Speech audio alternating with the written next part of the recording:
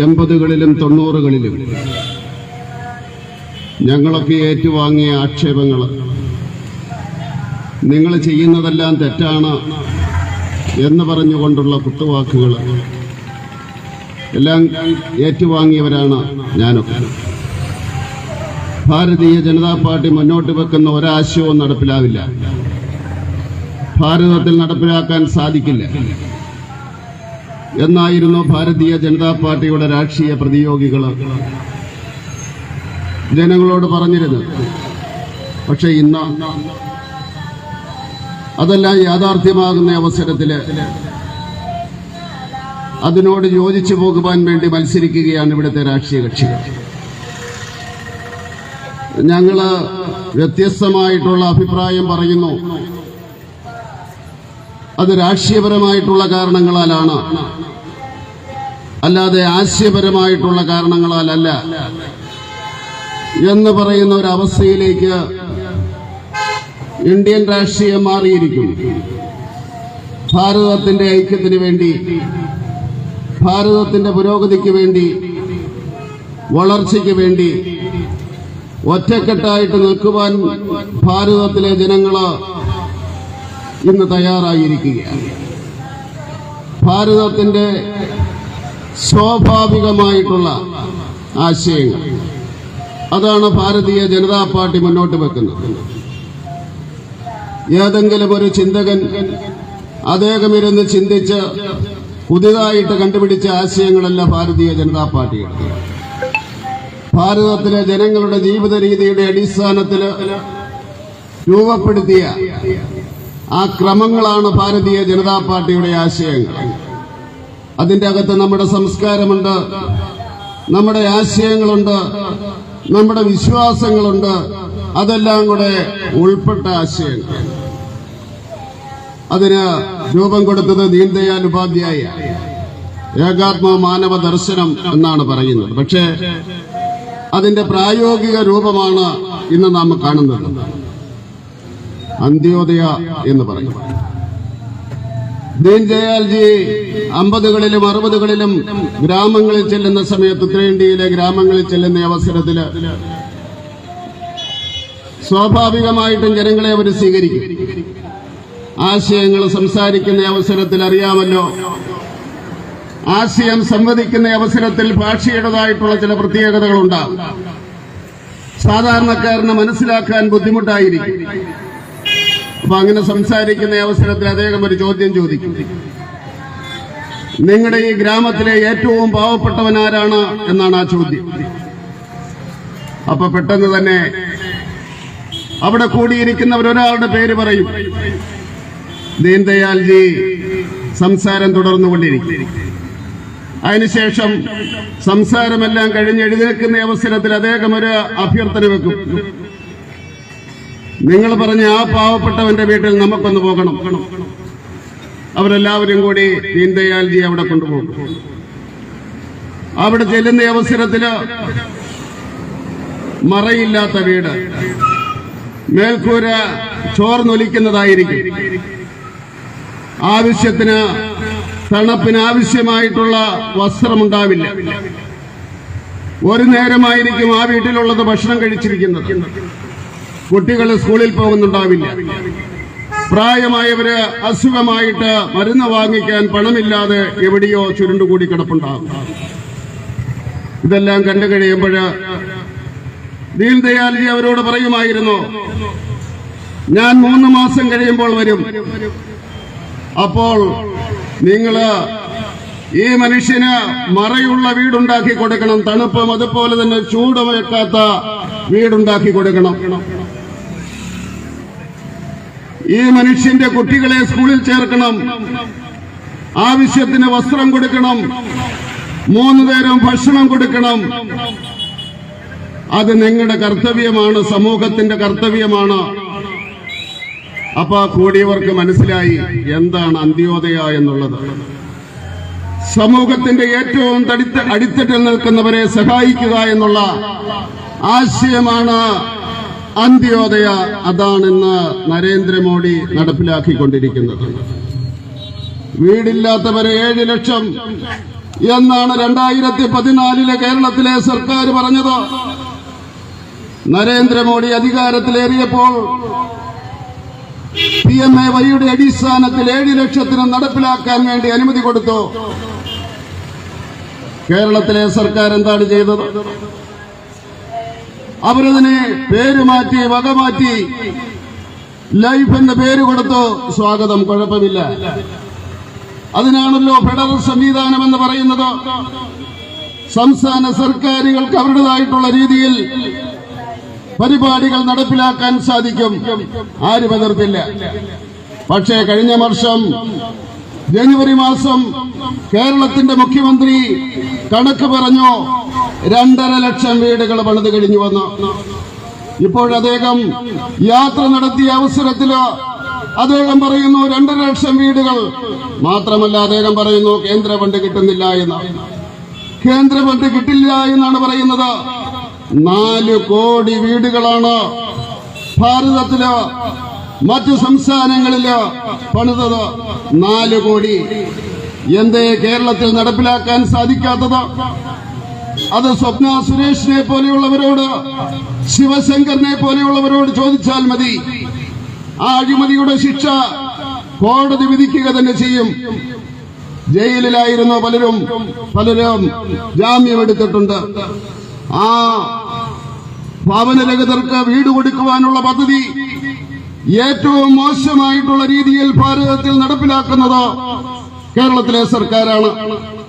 ഞാൻ ഭാരതീയ ജനതാ പാർട്ടിയുടെ general secretary ആകുന്നതിന് തൊട്ടുമുമ്പ് 3 വർഷ കാലഘട്ടം ദേശീയ ന്യൂനപക്ഷ കമ്മീഷന്റെ വൈസ് ചെയർമാനായിരുന്നു. അന്ന് പ്രധാനമന്ത്രിയുടെ ഓഫീസ് ഞങ്ങൾക്ക് പ്രത്യേകമായിട്ടൊരു ചുമതല തന്നു.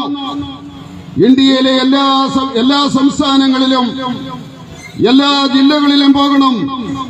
PMAYയില് ആ ജില്ലയിൽ 25% കൂടുതൽ ന്യൂനപക്ഷങ്ങളാണ് എങ്കിൽ, മുസ്ലിം ആണെങ്കിൽ, ക്രിസ്ത്യാനിയാണെങ്കിൽ, സിഖുകാരനാണെങ്കിൽ ആ ജില്ലയിൽ നിർബന്ധമായിട്ടും 15% വീടുകൾ ന്യൂനപക്ഷങ്ങൾക്ക് മാറ്റിവെച്ചുവെന്ന് ഉറപ്പാക്കേണ്ടത് ഞങ്ങളുടെ കടമയായിരുന്നു.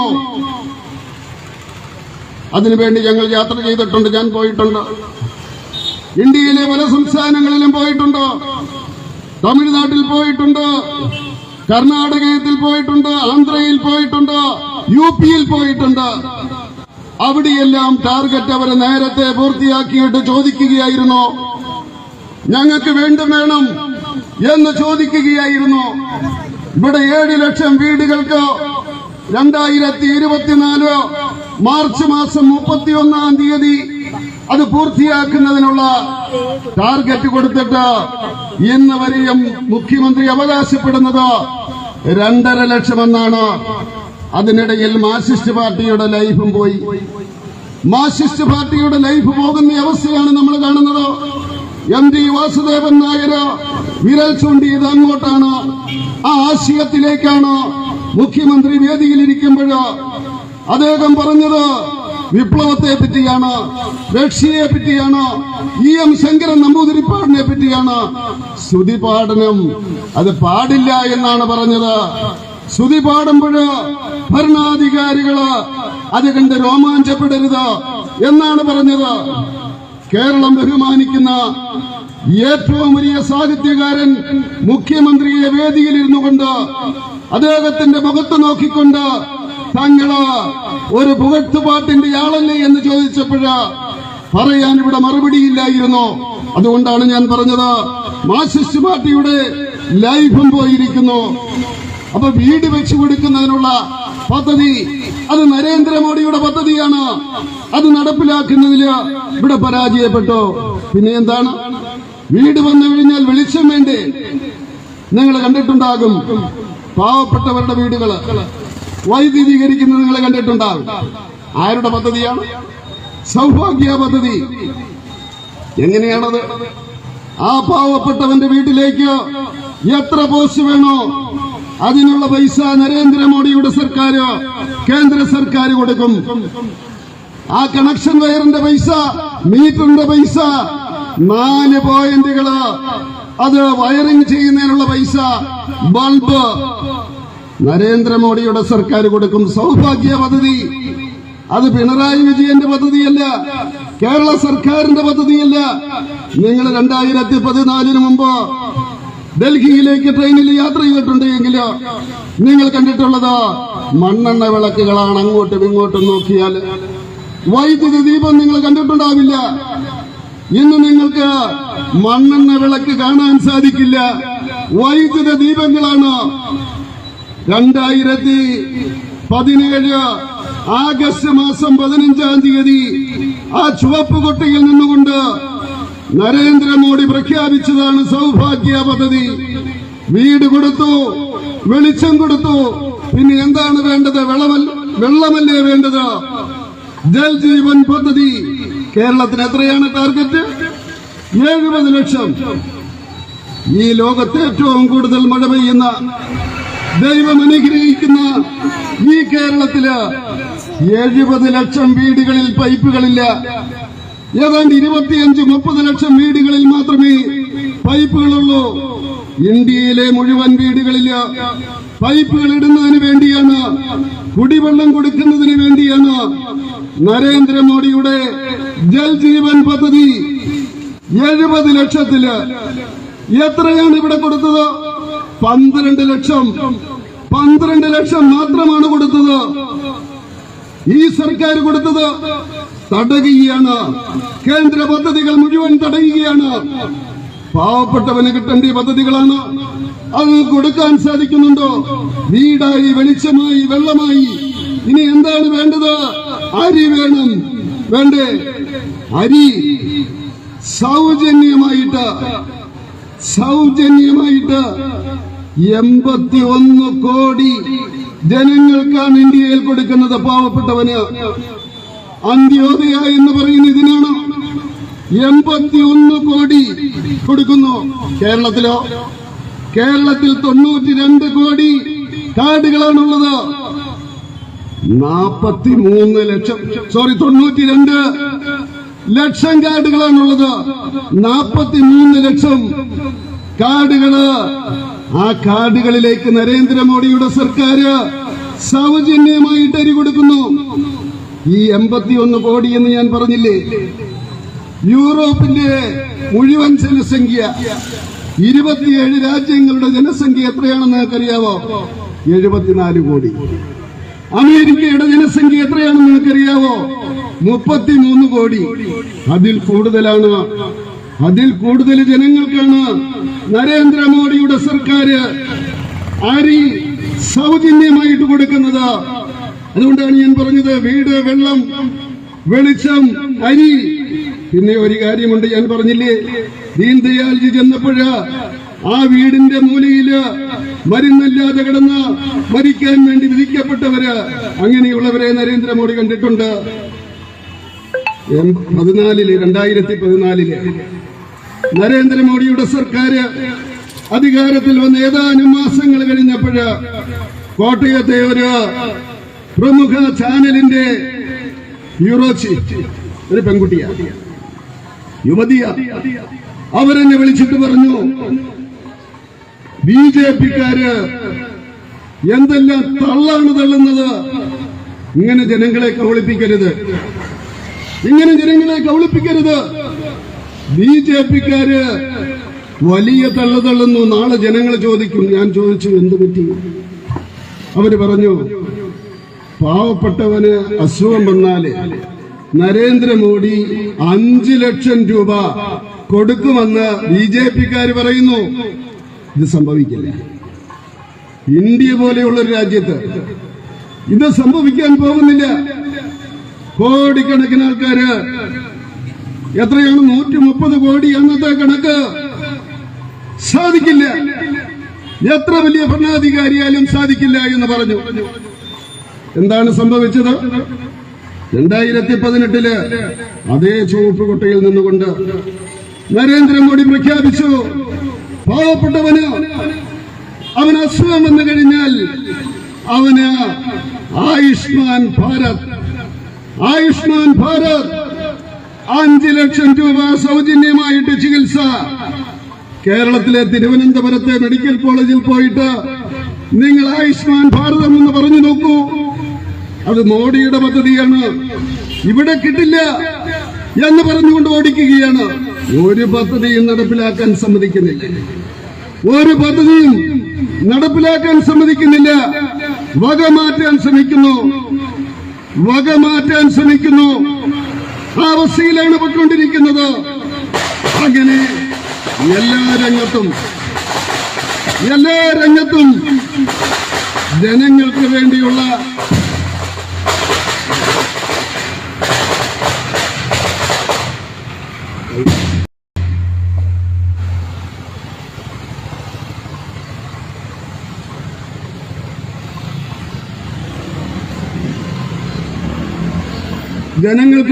പദ്ധതികൾ നിങ്ങൾ എവിടെയെങ്കിലും കേട്ടിട്ടുണ്ടോ? ഏതെങ്കിലും ലോകത്തോ ഏതെങ്കിലും രാജ്യത്തോ? 1.5 വർഷത്തിനുള്ളിൽ 10 ലക്ഷം സർക്കാർ ജോലി 2022 ഒക്ടോബർ മാസത്തിലാണ് പ്രഖ്യാപിച്ചത്. 10 ലക്ഷം കേന്ദ്ര സർക്കാരിന്റെ ജോലി. മാർക്സിസ്റ്റുകാരും കോൺഗ്രസുകാരും കൊടുക്കുന്നത് പോലെ പാർട്ടിക്കാർക്ക് കൊടുക്കാനല്ല. ടെസ്റ്റ് എഴുതിയിട്ട് ഇന്റർവ്യൂ കഴിഞ്ഞിട്ട് യോഗ്യത തെളിയിക്കുന്നവർക്ക് നിങ്ങൾ കണ്ടില്ലേ? പ്രധാനമന്ത്രി ആ അപ്പോയിന്റ്മെന്റ് ഓർഡർ വിതരണം ചെയ്യുന്ന കണ്ടില്ലേ? മന്ത്രിമാര് വിതരണം ചെയ്യുന്ന കണ്ടില്ലേ? 10 ലക്ഷം ചെറുപ്പക്കാർക്ക് 1.5 വർഷത്തിനുള്ളിൽ 10 ലക്ഷം തൊഴിൽ കൊടുത്ത ഏതെങ്കിലും സർക്കാർ ഈ ലോകത്തുണ്ടോ? അത് ചോദിക്കുന്ന അവസരത്തിൽ പറയും കേരളത്തെ അവഗണിക്കുന്നു. എങ്ങനെയാണ് അവഗണിക്കുന്നത്? നിങ്ങൾ കഴിഞ്ഞ വർഷത്തെ ബജറ്റ് എടുക്കണം. ബാലഗോപാലന്റെ ബജറ്റ് അതിന്റെ 48ാമത്തെ പാരഗ്രാഫിൽ എഴുതി വച്ചിരിക്കുന്നു, കേരളത്തിലെ ഏറ്റവും വലിയ മുതൽ മുടക്ക് അത് കേന്ദ്ര സർക്കാരിന്റേതാണ്. 1,33,000 കോടി രൂപ മൂലധന നിക്ഷേപം കേന്ദ്ര സർക്കാരിന്റേത്.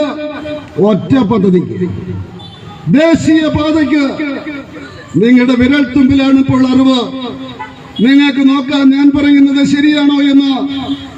2022-23 കേരള ബജറ്റ് ആ പാരഗ്രാഫ് 48 എന്നടിച്ചാല് അത് നിങ്ങൾക്ക് കാണാൻ സാധിക്കും. 1,33,000 കോടി രൂപ കേരളത്തിലേക്ക് മൂലധന നിക്ഷേപം അതിന്റെ അടിയിൽ എഴുതി വച്ചിരിക്കുന്നു. കേരളത്തിലെ ഏറ്റവും വലിയ മൂലധന നിക്ഷേപം അത് കേന്ദ്രത്തിന്റേതാണ്. കുറച്ച് പാരഗ്രാഫ് കഴിയുമ്പോൾ നമുക്ക് കാണാൻ സാധിക്കും കേരളത്തിലെ ആകെ റവന്യൂ വരുമാനം 1,37,000 കോടി രൂപ. 1,37,000 കോടി രൂപ ആകെ വരുമാനമുള്ള സംസ്ഥാനത്ത് 1,33,00,000 കോടി 1,33,000 കോടി രൂപ മൂലധന നിക്ഷേപം. അത് റോഡിന് വേണ്ടി മാത്രം. പിന്നെ എങ്ങനെയാണ് നിങ്ങൾ അവഗണിക്കുന്നുവെന്ന് പറഞ്ഞത്? വന്ദേ ഭാരത് വേണം പറഞ്ഞില്ലേ? എല്ലാരും പറഞ്ഞു തീർന്നില്ല. അതിനു മുമ്പ് വന്നു ആദ്യത്തെ വന്ദേ ഭാരത് അല്ലേ? ആദ്യത്തെ വന്ദേ ഭാരത് വന്നു. രണ്ടാമത് തരണമെന്ന് പറയാൻ സാധാരണ 1 വർഷം എടുക്കും. ദിവസങ്ങൾ കഴിഞ്ഞില്ല, വന്നു അടുത്ത വന്ദേ ഭാരത്. പിന്നെ ആരും ചോദിക്കാതെ 3ാമത്തത് വന്നു, 4ാമത്തത് വന്നു. ഇപ്പൊ പത്രങ്ങൾ എഴുതി ഇനി വരില്ല. വന്നു. നമ്മുടെ ചെന്നൈയിൽ നിന്ന് കോട്ടയത്തേക്ക് 5ാമത്തെ വന്ദേ ഭാരതം വന്നു. ഇതിനെയാണോ അവഗണന എന്ന് പറയുന്നത്? ഇതിനെ നിങ്ങൾക്ക് എങ്ങനെ അവഗണന എന്ന് പറയാൻ സാധിക്കും? ഈ നാട് മുഴുവൻ സർക്കാർ സ്കൂളുകള് അത് പുതുക്കിപ്പണിയുന്നില്ലേ? 1000 കോടി രൂപയാണ്, ആവറേജ് 1000 കോടി രൂപയാണ് ഓരോ വർഷവും സർവശിക്ഷ അഭിയാന്റെ ആ വകുപ്പിൽ നിന്ന് കൊടുക്കുന്നത്. അത് ഉപയോഗിച്ച് പണിതെത്താണ് പറയുന്നത്. ഇത് ഞങ്ങളുടെയാണെന്നാണ് പറയുന്നത്, അവരുടെയല്ല. ഒരു നെല്ലി പൈസ ഇല്ല അവരുടെ കയ്യില്, ഒരു നയാ പൈസ അവരുടെ കയ്യിലില്ല. അത് കേന്ദ്ര സർക്കാരിൻ്റെതാണ്. നിങ്ങൾ കേട്ടില്ലേ, എല്ലാ മെഡിക്കൽ കോളേജുകളിലും പുതിയ വാർഡുകള് സൂപ്പർ സ്പെഷ്യാലിറ്റി 150 കോടി 250 കോടി. എല്ലാ മെഡിക്കൽ കോളേജിലും പോയിട്ട് ചോദിക്കൂ, അവിടുത്തെ പ്രിൻസിപ്പലിനോട് ചോദിക്കൂ, ആരുടെ പൈസയാണ്? കേന്ദ്ര സർക്കാരിന്റെ പൈസയാണ്. കേന്ദ്ര സർക്കാരിന്റെ പൈസയാണ്. എന്നിട്ടാണ് അവഗണ്യ എന്ന് പറയുന്നത്. എന്തിന്റെ അവഗണ്യ എന്നാണ് നിങ്ങൾ പറയുന്നത്? മരിയക്കുട്ടിയെ പോലെയുള്ളവർക്ക് പെൻഷൻ കൊടുക്കാൻ വേണ്ടി 521 കോടി രൂപ അവർ ചോദിച്ചു. എത്രയാ കൊടുത്തെന്നറിയാവോ? 602 കോടി രൂപ. 602 കോടി രൂപ കൊടുത്തു. ഏത് വിഭാഗത്തെ പറ്റി പറയുവാൻ നമുക്ക് സാധിക്കും? ജനങ്ങൾക്ക് വേണ്ടിയാണ്, പാവപ്പെട്ടവന് വേണ്ടിയാണ് നരേന്ദ്രമോദിയുടെ സർക്കാർ നിലനിൽക്കുന്നത്. അതിനെ ചെറുത്ത് തോൽപ്പിക്കുവാൻ നിങ്ങൾക്ക് സാധിക്കില്ല. കള്ളപ്രചരണം നടത്തിയാൽ ജനങ്ങൾ വിശ്വസിക്കില്ല. പറഞ്ഞ കാര്യങ്ങൾ എണ്ണി എണ്ണി നടപ്പിലാക്കുകയല്ലേ നരേന്ദ്രമോദി? BJP പറഞ്ഞ ഏതെങ്കിലും കാര്യം നടപ്പിലാക്കിയില്ല എന്ന് പറയാൻ നിങ്ങൾക്ക് സാധിക്കുമോ? അതിപ്പോ ക്ഷേമ പ്രവർത്തനങ്ങളോ? ഒരു കുട്ടി ഗർഭത്തില് ജനിക്കുന്ന അവസരത്തില് അപ്പൊ തന്നെ തുടങ്ങുന്നു ആ കരുതല്. എന്താണ് മാതൃബന്ധനം? 5000 രൂപ കൊടുക്കുന്നു പ്രസവിക്കുന്ന അവസരത്തില്. അത് കഴിഞ്ഞാൽ കുട്ടിക്ക് നമ്മുടെ അട്ടപ്പാടി കണ്ടില്ലേ? അട്ടപ്പാടിയില് നമ്മൾ ഏറ്റവും വലിയ അവകാശവാദം ഉന്നയിക്കുന്നത് ഇവിടെ ശിശുമരണമില്ല എന്നാണ്. പോഷണമില്ലാതെ ഈ സർക്കാർ വന്നതിന് ശേഷം 21 കുട്ടികൾ മരിച്ചില്ലേ? പോഷൻ പദ്ധതി, നരേന്ദ്രമോദിയുടെ കുട്ടികൾക്ക് വേണ്ടി പോഷൻ പദ്ധതി, സുകന്യ പദ്ധതി, അത് പെൺകുട്ടികൾക്ക് വേണ്ടി. അങ്ങനെ ഓരോ പദ്ധതികള് നമ്മൾ എണ്ണി എടുത്താൽ അവസാനം അടൽ പെൻഷൻ പദ്ധതി വരെയും, അതായത് ഗർഭം മുതല് പെൻഷൻ വരെയും നരേന്ദ്രമോദിയുടെ പദ്ധതികളുണ്ട്. എത്ര വർഷമായിട്ട് ഈ കർഷകർക്ക് വേണ്ടി കരയുകയായിരുന്നു കോൺഗ്രസുകാരും കമ്മ്യൂണിസ്റ്റുകാരും. ഒരു പൈസ അക്കൗണ്ടിലിട്ട് കൊണ്ടുപോകും, ഒരു പൈസ അക്കൗണ്ടിലിട്ട് കൊണ്ടുപോകും ഇല്ലല്ലോ. നരേന്ദ്രമോദി വന്നതിന് ശേഷമല്ലേ ഇവിടെ നിൽക്കുന്നതിൽ ഭൂരിപക്ഷം ആൾക്കാർക്കും 2000 രൂപ കിട്ടുന്നില്ലേ 4 മാസമാകുമ്പോ? പറയണ്ട. പല സഹാക്കന്മാരും കോൺഗ്രസുകാരും പറയുന്നില്ല, അവർ പറയില്ല. നരേന്ദ്രമോദി വന്നതിന് ശേഷമല്ലേ അത് കിട്ടിയത്? എന്താ മോഡി പറയുന്നത്? ഒരു തെങ്ങായിരിക്കും ചിലപ്പോ മുറ്റത്തുള്ളത്, അതിനുവേണ്ടി നിങ്ങൾ വളം വാങ്ങിക്കും, ആ തെങ്ങിനിടും, അത്രയും ഉൽപാദനം കൂടും. പിന്നെ ഒരു പ്രക്രിയ ഇതിന്റെ ഇടയിൽ നടക്കുന്നുണ്ട്. വളം കൂടുതൽ വാങ്ങിക്കും, വളം കൂടുതൽ ഉൽപ്പാദിപ്പിക്കും, അതിനുവേണ്ടി തൊഴിലവസരം വരും, അസംസ്കൃത വസ്തുക്കൾ ഉപയോഗിക്കും, അങ്ങനെ രാജ്യം പുരോഗമിക്കും, ചെറുപ്പക്കാർക്ക് തൊഴിൽ കിട്ടും. അതിനുവേണ്ടിയാണ് നരേന്ദ്രമോദി കിസാൻ സമ്മാൻ പദ്ധതി നടപ്പിലാക്കിയത്. ഇത് കോൺഗ്രസുകാർക്കും കമ്മ്യൂണിസ്റ്റുകാർക്കും സ്വപ്നം കാണാൻ സാധിക്കുമായിരുന്നു? സാധിക്കില്ല. എന്തായിരുന്നു പറഞ്ഞുകൊണ്ടിരുന്നത് നരേന്ദ്രമോദി അധികാരത്തിൽ വന്നപ്പോൾ? തൊഴിലുറപ്പ് പദ്ധതി നരേന്ദ്രമോദി നിർത്തലാക്കുക. നരേന്ദ്രമോദിക്ക് ഇഷ്ടമല്ല, നടന്നില്ല, ഇഷ്ടമല്ല. അന്ന് ഒരു 45 ദിവസമായിരുന്നു പണി, അല്ലേ? 41 ദിവസം. കൂലി എത്രയായിരുന്നു? 162 രൂപ, അല്ലേ? 45 ദിവസം പണി, 162 രൂപ കൂലി. ഇന്നെത്രയാണ്? 100 ദിവസം പണി, 333 രൂപ വേതനം. നരേന്ദ്രമോദിയുടെ സർക്കാരാണ്. അതുപോലെ നരേന്ദ്രമോദി ജൻധൻ പദ്ധതി പ്രഖ്യാപിച്ചു. അദ്ദേഹം ഈ അടുത്ത കാലത്ത് പറഞ്ഞതാണ്, ഞാൻ പ്രസംഗിക്കുന്ന കേട്ടത് അദ്ദേഹത്തിന്. അദ്ദേഹം പറഞ്ഞത്, അന്ന് പല പ്രതിപക്ഷ നേതാക്കന്മാരും അദ്ദേഹത്തോട് നേരിട്ട് ചോദിച്ചു, മോഡി എന്തിനാ ഈ അക്കൗണ്ട് എടുക്കുന്നത്? ഇന്ത്യയിലെ സ്ത്രീകൾ ഏത് സംസ്ഥാനത്താണെങ്കിലും അവര് പണം സൂക്ഷിക്കുന്നത് ഒരു രീതിയിലാണ്. ഒന്നുകില് അരിക്കണത്തില്, അല്ലെങ്കിൽ തലയിണയുടെ ഇടയിൽ. പാവപ്പെട്ട സ്ത്രീകളുടെ കാര്യമാണ് പറഞ്ഞത്. ജൻധൻ യോജന പാവപ്പെട്ട സ്ത്രീകൾക്ക് വേണ്ടിയാണ് എന്നാണ് പറഞ്ഞ് ആക്ഷേപിച്ചു. 3.5 കോടി വീടുകൾ മാത്രമേ ഉണ്ടായിരുന്നുള്ളൂ ഇന്ത്യയില് ബാങ്ക് അക്കൗണ്ട് ഉള്ളത്. പാവപ്പെട്ടവന് പോകണമെങ്കിൽ ബാങ്ക് അക്കൗണ്ടുള്ള പണക്കാരെ കൂട്ടിക്കൊണ്ടു പോകണം. അയാൾ എഴുതി കൊടുക്കണം, സാക്ഷ്യപ്പെടുത്തണം. ഇയാള് ബാങ്ക് അക്കൗണ്ട് തുടരും. അതിനുള്ള സാമ്പത്തിക ശേഷിയുണ്ട്. മാത്രമല്ല 5000 രൂപ അതിന്റെ അകത്ത് ബാലൻസ് വേണമായിരുന്നു. പാവപ്പെട്ടവന് സ്വപ്നം കാണാൻ സാധിക്കില്ല. നരേന്ദ്രമോദിയുടെ പദ്ധതി സീറോ ബാലൻസ്. 45 കോടി വീടുകളിൽ 45 കോടി വീടുകളിലോ അക്കൗണ്ട് ഉണ്ട്. പിന്നെ അദ്ദേഹം പറഞ്ഞു, ഇങ്ങനെ കൈ തൊട്ടുകൊണ്ടാ പറഞ്ഞത്, ഇപ്പോഴേ ഒറ്റ ക്ലിക്കിന് 10 ലക്ഷം കോടി രൂപ പാവപ്പെട്ടവന്റെ അക്കൗണ്ടിലേക്ക് പോകുന്നു. ഞാൻ പറഞ്ഞ ഈ കണക്കുകളാണ്.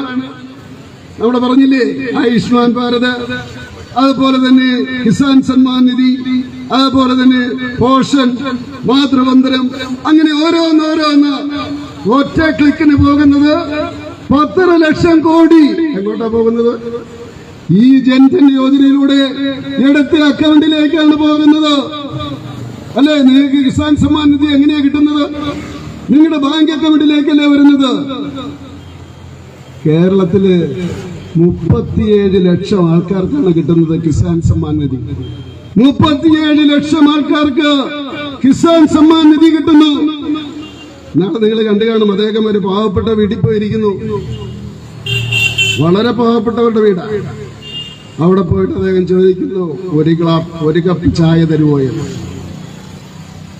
ഏതാ വീട്?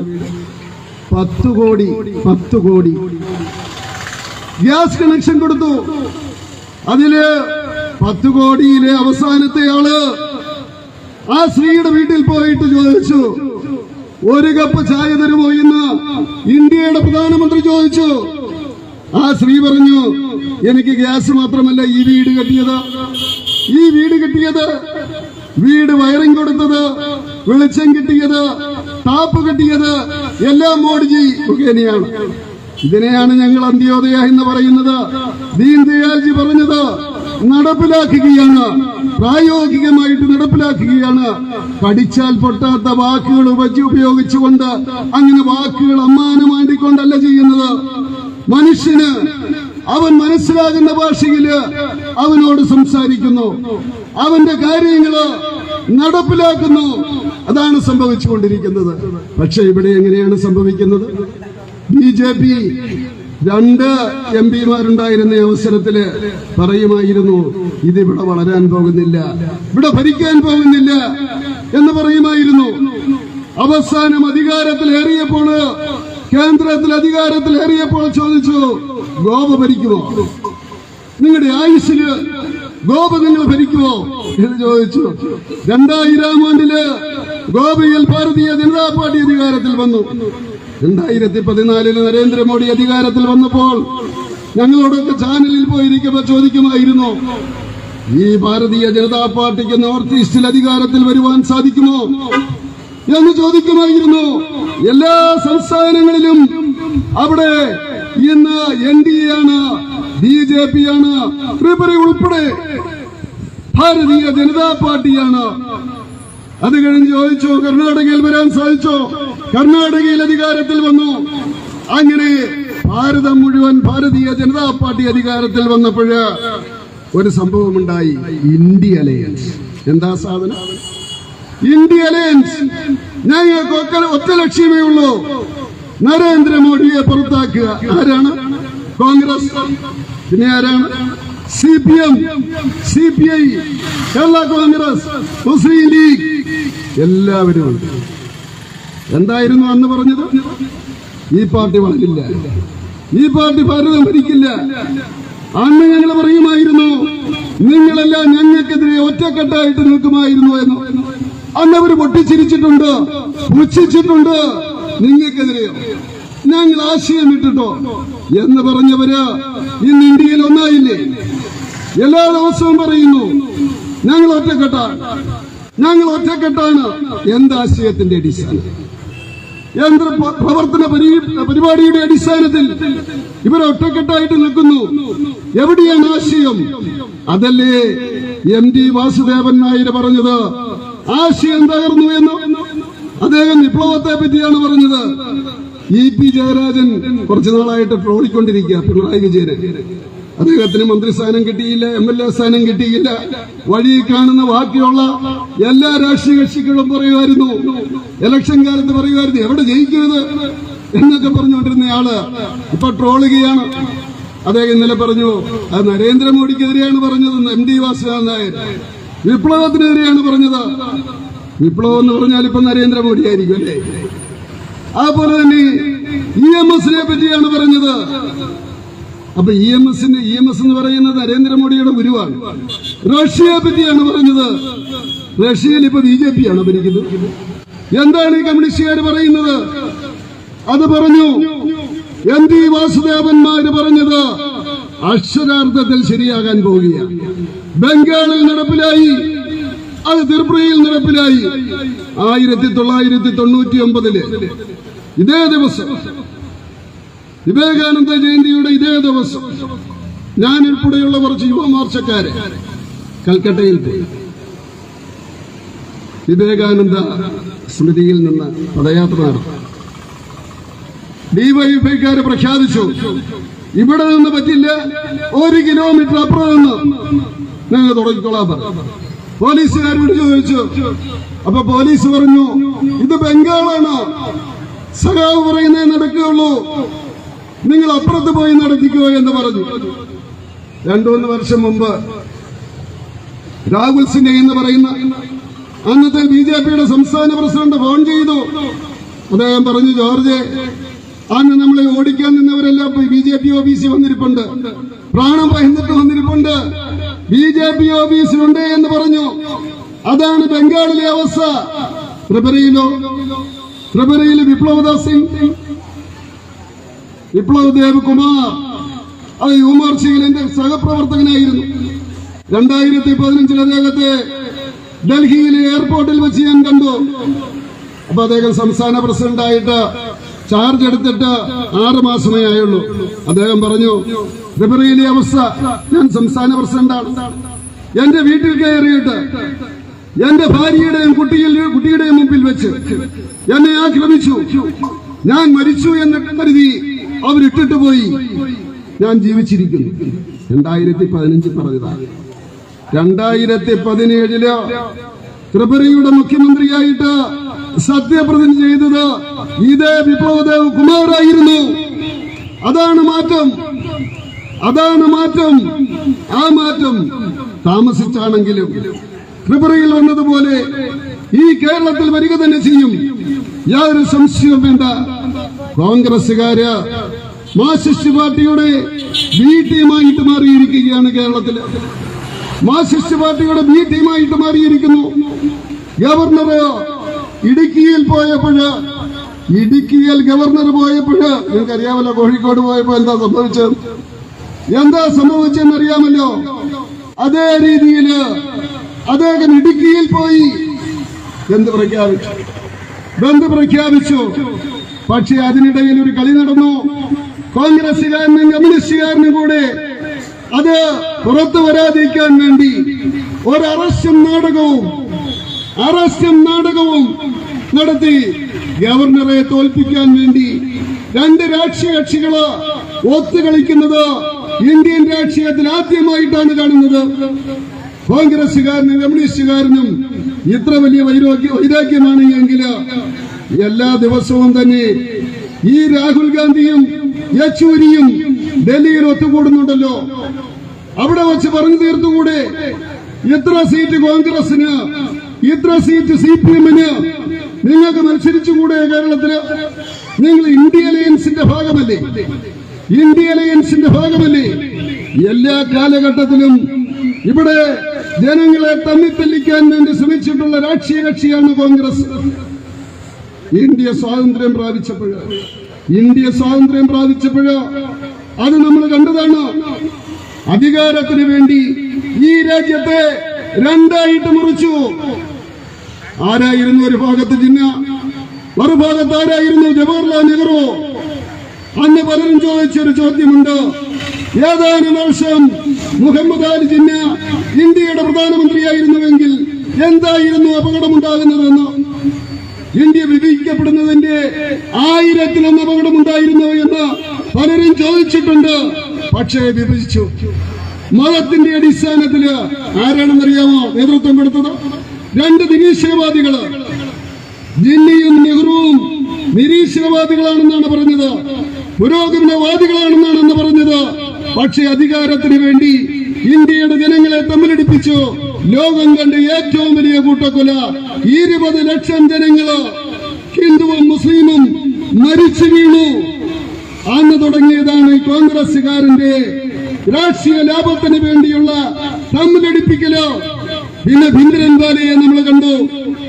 ആ പഞ്ചാബില് ഹിന്ദുവും സിഖുകാരനും ഒരുമിച്ച് നിൽക്കുന്ന കണ്ടപ്പോൾ കോൺഗ്രസിന് വളരാൻ വേണ്ടി അവിടെ സിഖ് ഭീകരവാദം അവർ വളർത്തിയെടുത്തു. എന്താണ് സംഭവിച്ചതെന്ന് നമുക്കറിയാം. 1984 ഇന്ത്യയുടെ പ്രധാനമന്ത്രിയെ നഷ്ടപ്പെട്ടു. ഇന്ത്യയുടെ പ്രധാനമന്ത്രിയാണ് നഷ്ടപ്പെട്ടത്. ഭാരതത്തിനാണ് അടികിട്ടിയത്. ഡൽഹിയിലെ തെരുവീതികളില് 10,000-ലേറെ ആൾക്കാര് മരിച്ചു വീണു. തിലക് നഗർ എന്ന് പറയുന്ന ഒരു സ്ഥലമുണ്ട് അവിടെ, വിധവാ കോളനി. ഞാൻ മൈനോറിറ്റി കമ്മീഷന്റെ വൈസ് ചെയർമാനായപ്പോഴോ സിഖുകാർ അവിടെ കൊണ്ടുപോയി. അവര് പറഞ്ഞത് ശരിയാണ് എങ്കിൽ 5000 സിഖ് വനിതകള്, വിധവകള്, അവർക്ക് വേണ്ടിയുള്ള വീടുകളാണ് അവിടെ പണിതു കൊടുത്തത്. 5000 സിഖ് വനിതകള്, വിധവകൾക്ക് ഞാൻ പോയി കണ്ടതാണ്. തിലക് നഗറില് പോയി കാണാൻ കോൺഗ്രസുകാർക്ക്, പോയി കാണാൻ അവരുടെ സഖ്യകക്ഷിയായിട്ടുള്ള കമ്മ്യൂണിസ്റ്റുകാർക്ക്. സജ്ജൻ കുമാർ, രാജേഷ് ടൈറ്റിലുണ്ട്, ജഗദീഷ് ടൈറ്റിലുണ്ട്, 2 പേരും ജീവിച്ചിരിപ്പുണ്ട്. വാളുമായിട്ട് നടക്കുകയായിരുന്നു കഴുത്തിറക്കാൻ വേണ്ടി. അതാണ് കോൺഗ്രസുകാരന്റെ പാരമ്പര്യം. വീണ്ടും ഇന്ത്യയെ വിഭജിക്കാൻ വേണ്ടി കോൺഗ്രസുകാരൻ നിരന്തരമായിട്ട് ശ്രമിക്കുകയാണ്, കൗശലത്തോടുകൂടി ശ്രമിക്കുകയാണ്. നിങ്ങൾക്കറിയുമോ, ആ 1985 സുപ്രീം കോടതിയുടെ ഒരു വിധി വന്നു. CRPC 125 അതനുസരിച്ച് സ്ത്രീകൾക്ക് ജീവനാംശം കൊടുക്കണം എന്ന് പറഞ്ഞു. എന്താണ് ചെയ്തത്? രാജീവ് ഗാന്ധി എന്താണ് ചെയ്തത്? നിയമമുണ്ടാക്കി അതിനെ മറികടക്കാൻ വേണ്ടി ഇന്ത്യയിലെ ജനങ്ങൾ ഇളകി. സ്ത്രീവിരുദ്ധമായിട്ടുള്ള നിയമം ജനങ്ങൾ ഇളകി. അപ്പോഴാണ് രാജീവ് ഗാന്ധിയുടെ ബുദ്ധിയിൽ ഒരു കാര്യം ഉദിച്ചത്.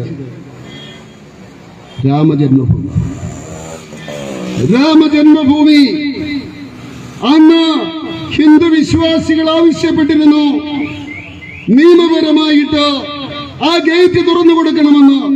കാരണം 2 സമുദായങ്ങൾ തമ്മിൽ നൂറ്റാണ്ടുകളായിട്ടുള്ള പ്രശ്നമാണ്. നിയമപരമായിട്ട് അത് തുറന്നു കൊടുക്കണമെന്ന് ഹിന്ദു സംഘടനകള്, വിശ്വാസികള് ആവശ്യപ്പെട്ടിരുന്നു. എന്താണ് രാജീവ് ഗാന്ധി ചെയ്തത്? കളക്ടറോട് പറഞ്ഞു, തുറന്നു കൊടുത്തു. പക്ഷേ ആരും ആഹ്ലാദം പ്രകടിപ്പിച്ചില്ല, ആരും പ്രതിഷേധവും പ്രകടിപ്പിച്ചില്ല. ഹിന്ദു ജനതയ്ക്കും മുസ്ലിം ജനതയ്ക്കും മനസ്സിലായി അത് തമ്മിലടിപ്പിക്കാൻ വേണ്ടിയായിരുന്നുവെന്ന്. കോൺഗ്രസുകാർ നോക്കിയപ്പോൾ കിട്ടിയ ഫലമുണ്ടാകുന്നില്ല, ഉദ്ദേശിച്ച ഫലമുണ്ടാകുന്നില്ല. അപ്പോഴാണ് ബാബരി മസ്ജിദ് ആക്ഷൻ കൗൺസില് ഷഹാവുദ്ദീന്റെ നേതൃത്വത്തില്, കോൺഗ്രസിന്റെ ഭക്തനായിരുന്ന മുൻ നയതന്ത്രജ്ഞന്റെ നേതൃത്വത്തില് ബാബരി മസ്ജിദ് ആക്ഷൻ കൗൺസിൽ ഉണ്ടാക്കി. 87 റിപ്പബ്ലിക് ഡേ കരിദിനമായിട്ട് ആചരിച്ചു. കോൺഗ്രസുകാർ പിന്തുണ കൊടുത്തു. കോൺഗ്രസിന്റെ പൂർണ്ണമായിട്ടുള്ള പിന്തുണയോടുകൂടി 87 റിപ്പബ്ലിക് ഡേ അത് കരിദിനമായിട്ട് ആചരിച്ചു. എന്നിട്ടും സാധിക്കുന്നില്ല എന്ന് കണ്ടപ്പോഴ് കോൺഗ്രസുകാര്, മന്ത്രിമാര് 2 തലത്തിലും കൂടി, 2 സൈഡിലും കൂടി ജനങ്ങളെ തമ്മിലടിപ്പിക്കുവാൻ വേണ്ടി ശ്രമിച്ചു. കോൺഗ്രസുകാരനും കമ്മ്യൂണിസ്റ്റുകാരനും. അപ്പോഴാണ് ലാൽ കൃഷ്ണ അദ്വാനി ഒരു തീരുമാനം എടുക്കണം എന്നുള്ള രീതിയിലേക്ക് മാറിയത്. 86 മുതൽ 89 വരെയും ഭാരതീയ ജനതാ പാർട്ടി ഒരു തീരുമാനവും എടുത്തിരുന്നില്ല. കാരണം മതങ്ങളെ തമ്മിലടിപ്പിക്കാൻ വേണ്ടിയുള്ള ശ്രമമാണ്, വീണ്ടും 47-നുള്ള ശ്രമമാണ് എന്ന് മനസ്സിലാക്കിയതുകൊണ്ട് ഭാരതീയ ജനതാ പാർട്ടി ആ കാര്യത്തില് 2 സമുദായം കൂടി തീരുമാനമെടുക്കണമെന്ന് പറഞ്ഞു. 86 ഫെബ്രുവരി മാസം 1-ാം തീയതിയാണ് ആ ഗേറ്റ് തുറന്നത്.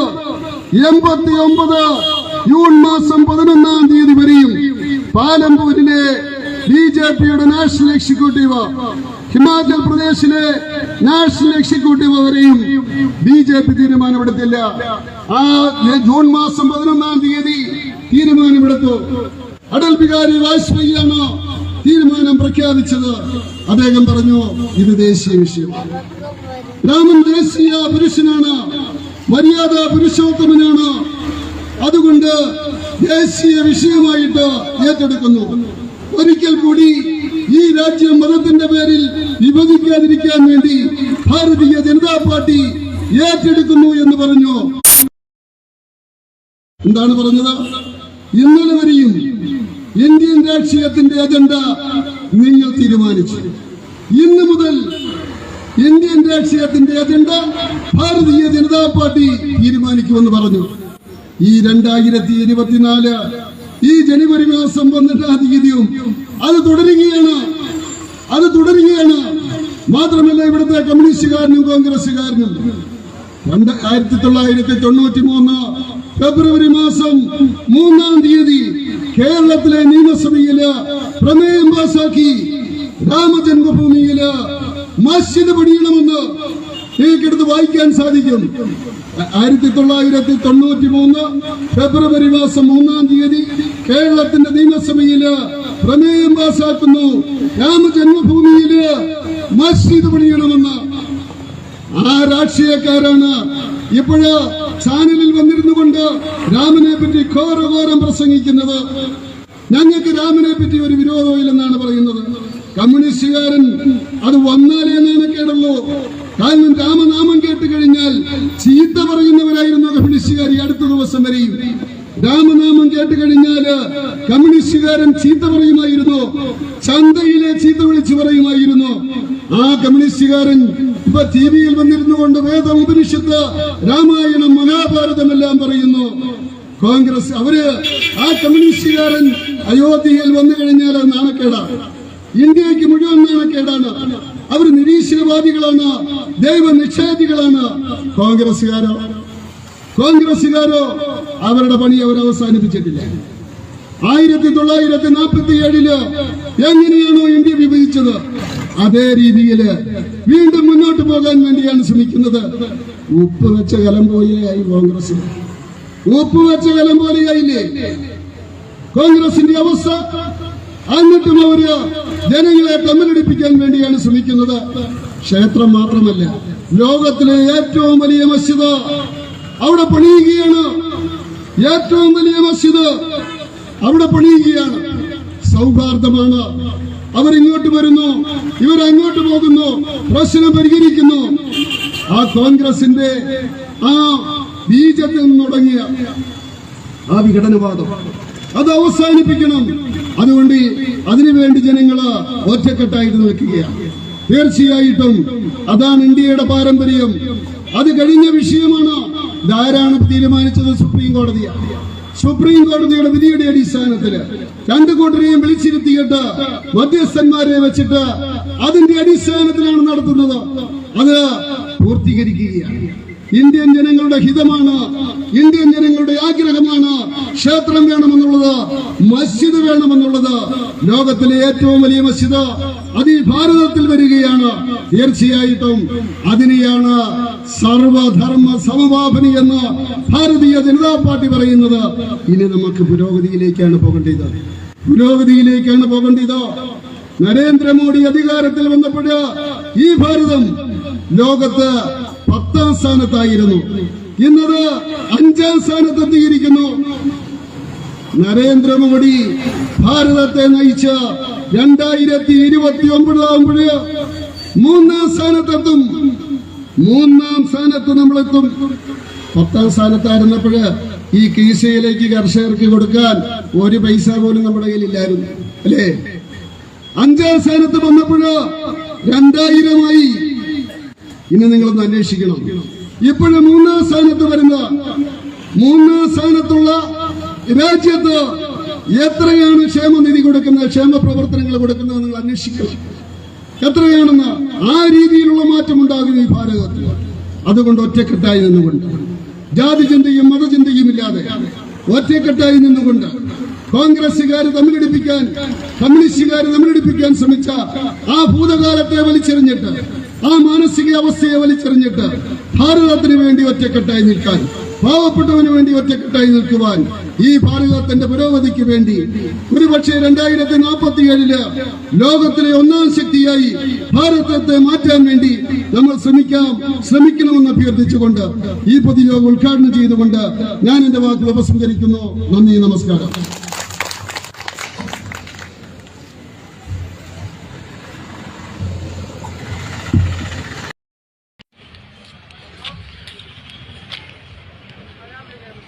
CPI-യുടെ മുൻ ബ്രാഞ്ച് സെക്രട്ടറിയും AITC ഓട്ടോ തൊഴിലാളി യൂണിയന്റെ കൺവീനറുമായിട്ടുള്ള Shri Saji S Muttavila Kizhakkathil മാടപ്പാറ.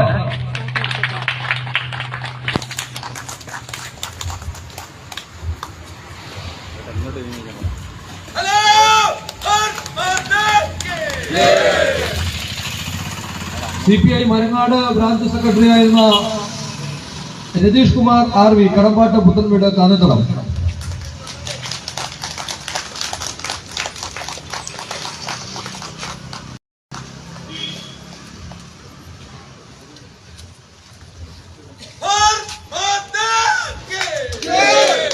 AITC timber തൊഴിലാളി യൂണിയന്റെ കൺവീനറായിട്ടുള്ള വിളയിൽ പുത്തൻവീട് കാഞ്ഞിത്തടം പൊന്നച്ചൻ.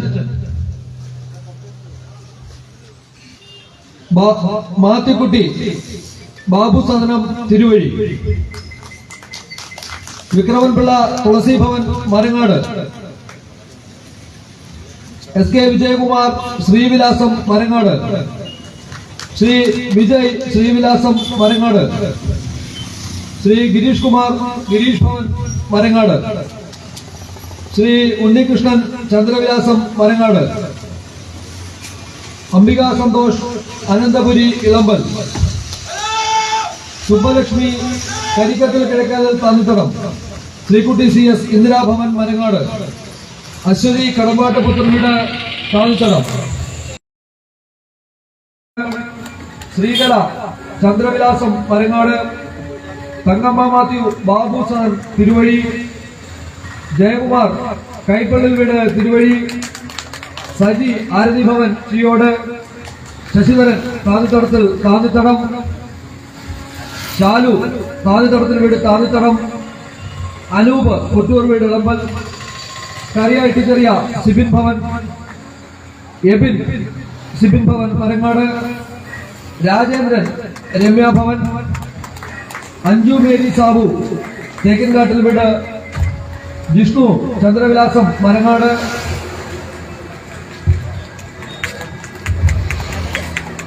സുജിത് എസ് മലമുകളിൽ പുത്തൻവീട്.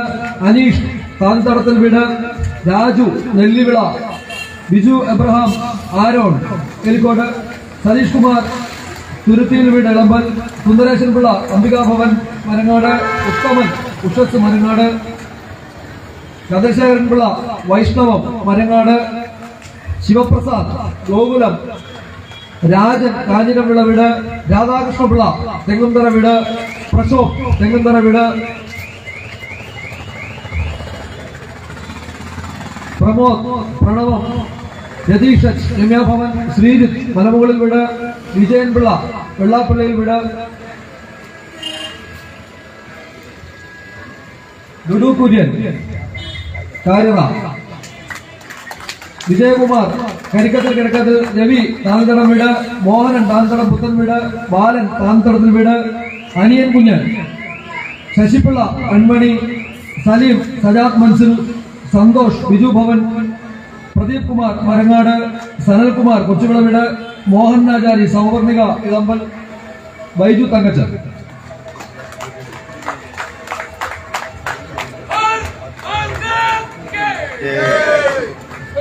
ചക്കുവരിക്കൽ ഏരിയയിൽ നിന്ന് ശ്രീ ബൈജു തങ്കച്ചനെ പാർട്ടിയിലേക്ക് സ്വീകരിക്കുന്നു.